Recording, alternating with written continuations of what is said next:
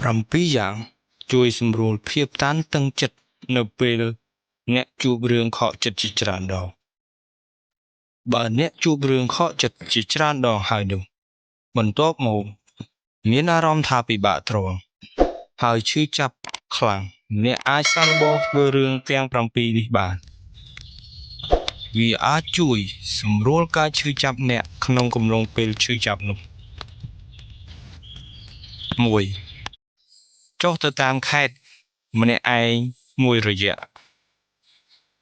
គួរតែជ្រើសរើសកន្លែងដែលមានធម្មជាតិស្អាតឬក៏សមុទ្រព្រោះវាអាចជួយសម្រួលនៅភាពតានតឹងរបស់អ្នកបានមួយផ្នែកធំ2ចំណាយពេលវេលាជាមួយគ្រួសារអ្នកអាចទៅនៅជាមួយគាត់មួយរយៈធំឬក៏អាចនាំគាត់ដើរលេងឬធ្វើរឿងណាដែលសប្បាយចិត្តឲ្យបានច្រើនព្រោះវិធីនេះអាចឲ្យអ្នកមានអារម្មណ៍កក់ក្ដៅបានច្រើន3ចេញក្រៅជាមួយមិត្តភក្តិបើមានមិត្តភក្តិអាចចេញទៅក្រៅបានអ្នកគួរតែឧស្សាហ៍ចេញជាមួយពួកគេព្រោះពួកគេអាចឲ្យអ្នកភ្លេចនៅរឿងមិនសប្បាយចិត្តទាំងនោះបាន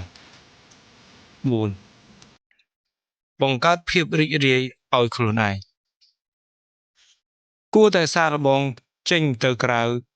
ម្នាក់ឯងខ្លះដូចជាទៅញ៉ាំអីមើលកុនហាត់ប្រាណឬស្រូបខ្យល់អាកាសព្រោះវាអាចឲ្យអ្នកជួបមនុស្សថ្មីនិងរឹងមាំជាងមុនដកពិសោធន៍ពីខ្លួនឯងរឹងពឹងចំពោះខ្លួនឯងគឺជាអ្វីដែលអ្នក